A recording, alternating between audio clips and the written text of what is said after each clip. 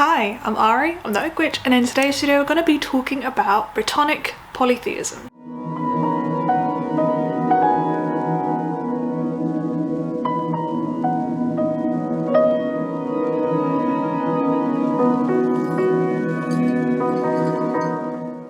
So it's been a little while since I uploaded on this channel, and for that I am sorry. It's been a bit hectic in my personal life. I got a new job, I'm working as an ecologist, and it's been just so good, but it's of course meant that I haven't really had a lot of time to film, and as many other fellow people in the UK know right now, in the evenings it's just way too dark to film, and then the weekends I'm just so busy, so it's just been a bit hectic. But I'm here today to bring you a video which has been requested quite a few times. I spoke about my path as a Brittonic Pagan polytheist. I've mentioned it in some videos, and I've had a few people actually ask me to do a video on this, and I figured, why not? It's not necessarily something which I would call myself an expert on by any means, so just thought I would disclose that and be honest with you. It's something which I'm still relatively new at and learning a lot, researching and sort of having my own experiences and developing my relationship with my deities. So it's not something which I am really an authority on, but I thought I would do this video just to do a sort of brief 101 style. What is it and what it may look like, who can practice it, who are the deities, and yeah, maybe give you some resources for extra reading if that interests you. So what exactly is Brittonic polytheism? My understanding of Brittonic polytheism or paganism is the belief in or worship of the old gods worshipped by ancient peoples, maybe pre-Roman, during the Roman occupation, and post-Roman occupation in Britain. So a lot of this can be looking at maybe the Celtic deities that were sort of syncretized by the Romans who came in, and that's where we get a lot of our records from of these gods. So a lot of it is research based, it's largely reconstructionist in nature as a path, but I personally tend to take a more revivalist approach, which I'll talk about maybe a bit later in the video. So who can be a Brittonic polytheist? And my personal answer is anybody. I don't think it's a closed path, it's not initiatory, there isn't really a living culture of Britain, so in my perspective, it's just open for everybody.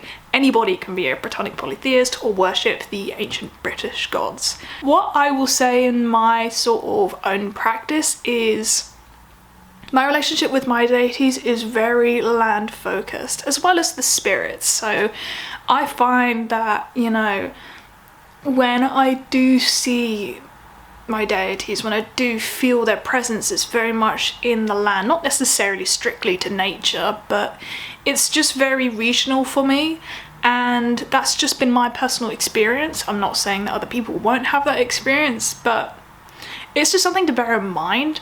I think people who say that you can only have British ancestry to worship the British gods, or like that sort of logic, is very focused. It gets very racist very quickly.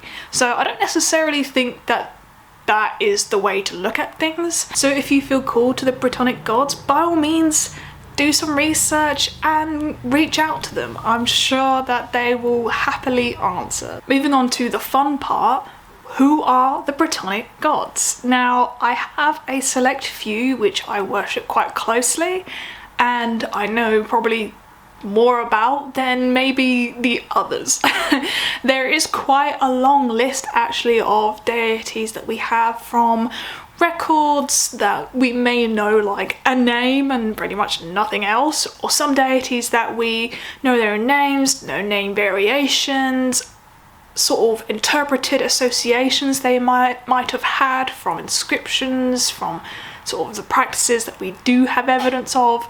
So it's very reconstructionist as a path. So I'll start with Andraste, who is a goddess of victory, of hares, of wisdom, of divination. And our evidence of Andraste comes from a more textual reference from Cassius Dio, probably pronouncing that completely wrong, but it is a massive paragraph which goes over how the Iceni queen Boudica, in a speech before battle, she invoked the goddess Andraste and performed a practice of divination, including like a hare and like a fold in her dress. And with that, a lot of people associate Andraste with a hare. I have a little statue of a hare on my shrine for Andraste, and divination as well, wisdom. So yeah, of course, as well, it being Boudica just before going to battle, invoking the goddess, people associate Andraste with victory, war, battle. And the quote from the text says Boudica was meant to raise her hand, call upon the goddess and say, "I thank thee, Andraste, and call upon thee as woman speaking to woman. I supplicate and pray thee for victory, preservation of life and liberty." So interestingly, this really good website resource for Brittonic polytheists called Albion and Beyond, which I definitely recommend checking out. I'll leave the link down below. It's a really great resource, but the article on Andraste there essentially links hares with death. So it's also finding that sort of connection with Andraste being associated with hares, Andraste being also a goddess of death. So it is interesting when you do find these potential links and you can put them to practice, call out to the deity and see what sort of you get in return. But that is Andraste. Beletukadros is another Brittonic deity, which I do actually have a spot for him on my shrine. There's one image of Beletukadros which I really sort of personally feel called to when looking at the deity. Is him with what appear to be bovine horns and a spear and a shield, and that with his syncretism by the Romans with the god Mars, I think we can get a clear picture of his sort of defender of the tribe, protector god, whilst also being a god of fertility with the bovine horns and abundance and that sort of spring associations that come with it. So I think that kind of helps paint a really clear picture of him as a deity and how you can sort of see his associations quite visually. I think he's also seen as the god of the common folk as opposed to the higher ups in society, so definitely one of those like defenders of the tribe types of gods. I would definitely say with Beletukadros, calling upon him, invoking him for protection, for some maybe self-defense, especially for fertility, spring, abundance, if you want that sort of solar energy. I think he's quite good for that as well. So that's my sort of associations with him and how I would call to him in my practice. Brigantia is another Brittonic deity which I feel very close to, and she is the goddess of wisdom, of heights, of the hearth and home, and a protector goddess. People tend to see Brigantia as a goddess of heights due to the etymology of her name, but I think also people associate that with maybe Beletukadros being the god for maybe the common folk. Brigantia is the opposite. She represents like nobility, but I see Brigantia as a goddess for everyone, especially with her hearth and home aspects and protector aspects. The Romans syncretized Brigantia with Victoria in textual references and also in her imagery. Archaeological evidence we see her adopting a lot of like symbols that Minerva would use. So I think you have a lot of those victorious warrior aspects of Brigantia combined with maybe more wisdom, crafts and healing with, you know, the Minerva aspects, as well as a common epithet that's been written with Brigantia in the textual references being Celestis, if I'm pronouncing that right, meaning like heavenly. So I think with that you can sort of paint a picture of who Brigantia is, and I love Brigantia a lot. I do feel very devoted to her. I see her a lot of the time syncretized by like neo-pagans with Brigid, and I don't know whether that's just because the names kind of sound familiar, but no, I'm not sure. I thought I'd mention it and do with that what you will, but you know, there is a lot of that like modern neo-pagan syncretism that happens. A lot of people I've seen syncretize Andraste with the Morrigan from Irish mythology and paganism, so I don't know. I don't necessarily ascribe to that because I do see them all as individual deities, but you know, I thought it might help to mention if it helps you paint a picture of what we could sort of gather from this deity's nature.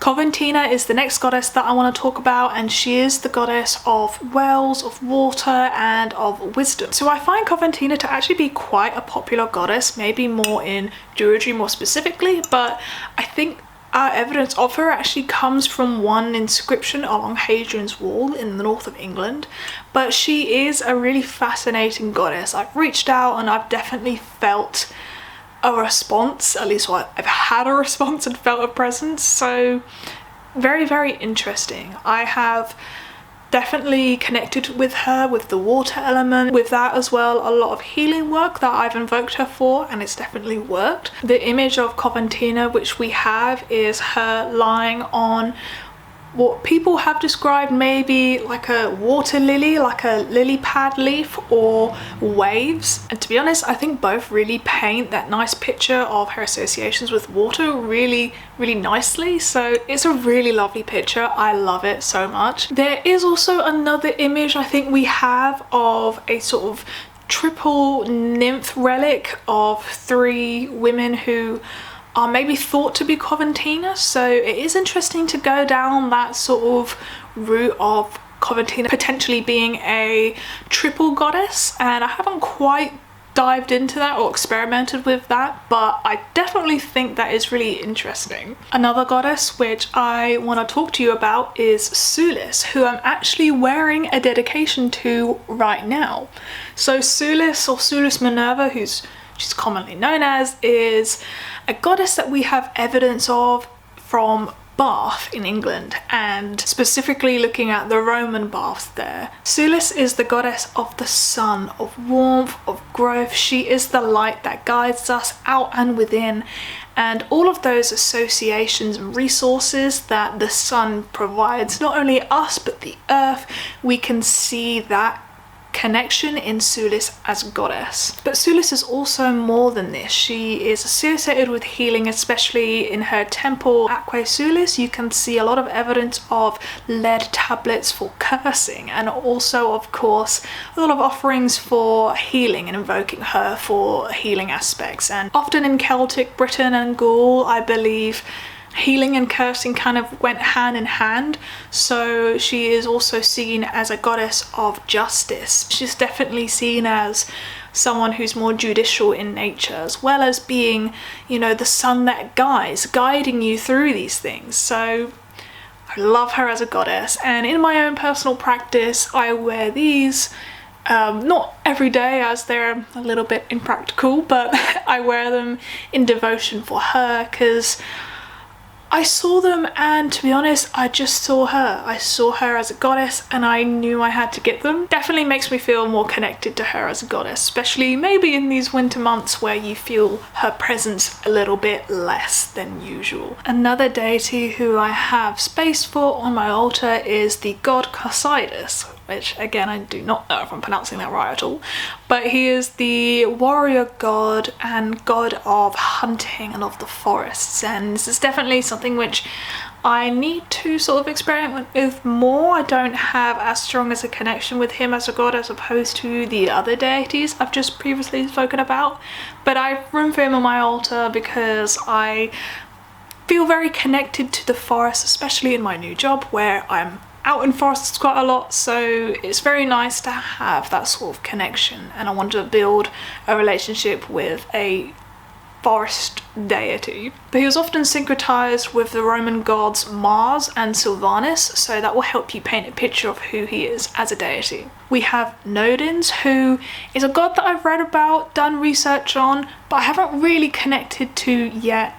But he's very popular as a god, and he is the god of weather, of healing, dreams, hunting and rulership, and often also associated with dogs as well. So there is a Nodens temple in Severn, I think, so this is what it looks like here, but there isn't a lot of visual imagery of him as a god. Something also to add is that when we are looking at the Celtic gods which the ancient peoples of Britain actually worshipped, a lot of them are regional to specific areas. For example, if there's a specific river flowing through a place, then usually there is a goddess or deity that was attached to that river. So that's why we see like specific goddesses of a certain river, like Verabea, who was the goddess of the River Wharfe. But we also have a lot of evidence of maybe ghoulish deities that were worshipped in Britain. For example, Epona, who is a ghoulish Celtic goddess of horses, and a lot of people are quite familiar with her as a Celtic goddess, but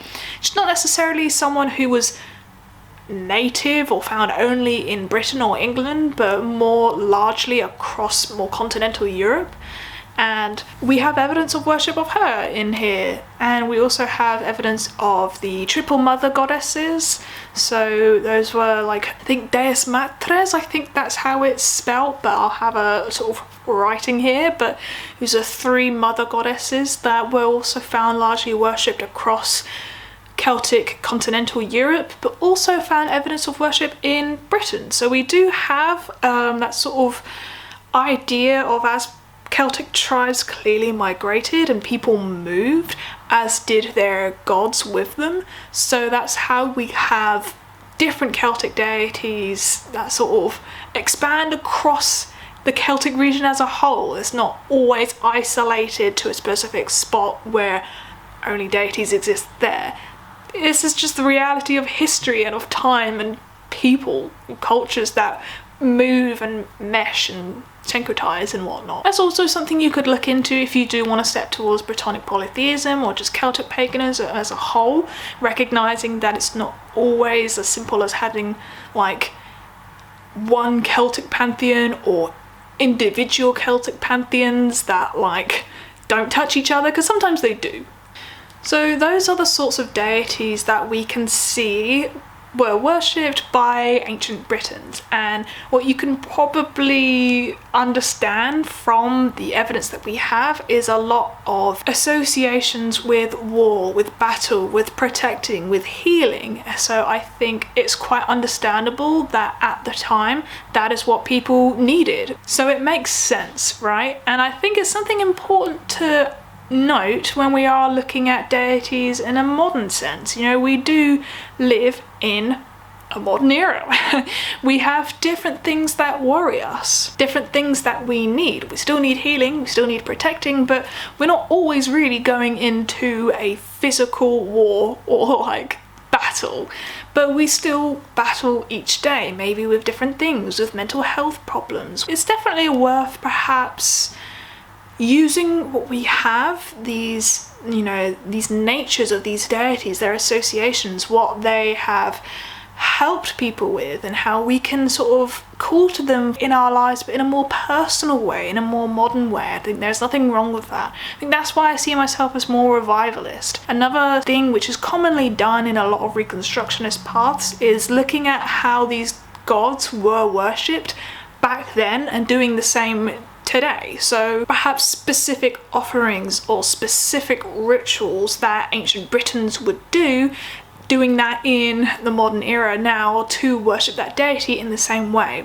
And I don't think there's anything wrong with that. If you want to do that, I think that's great. I tend to see it more in terms of like, you know, still doing the research and looking at who these gods were back then, how they were worshipped, but taking that and sort of adapting it to my life living in modern society in 2022. So when it comes down to me talking about practices and offerings to give to these deities, I'm not really actually going to give you a lot of advice. What I would give you really is advice I usually give when looking at budget-friendly offerings and really simple but sincere ways to approach deity. I hope that gives you some inspiration for maybe how to work with the Brittonic gods, what they are and who they are, and what being a Brittonic polytheist encompasses.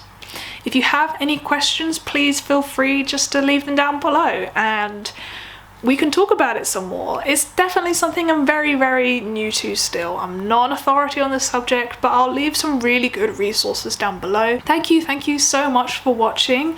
I hope you enjoyed this video. Whilst I'm saying goodbye, I thought I would mention that I now have a new Patreon tier. I've added in a new second tier, which is £2.50 a month, and this is for a private book club with me on my Discord server. So if you do want to read with me, do some witchy reading with me, then consider supporting me on Patreon and check me out there and check me on Discord. So yeah, thank you so much for watching this video. Give a like if you enjoyed it, and I will see you in the next one. Bye.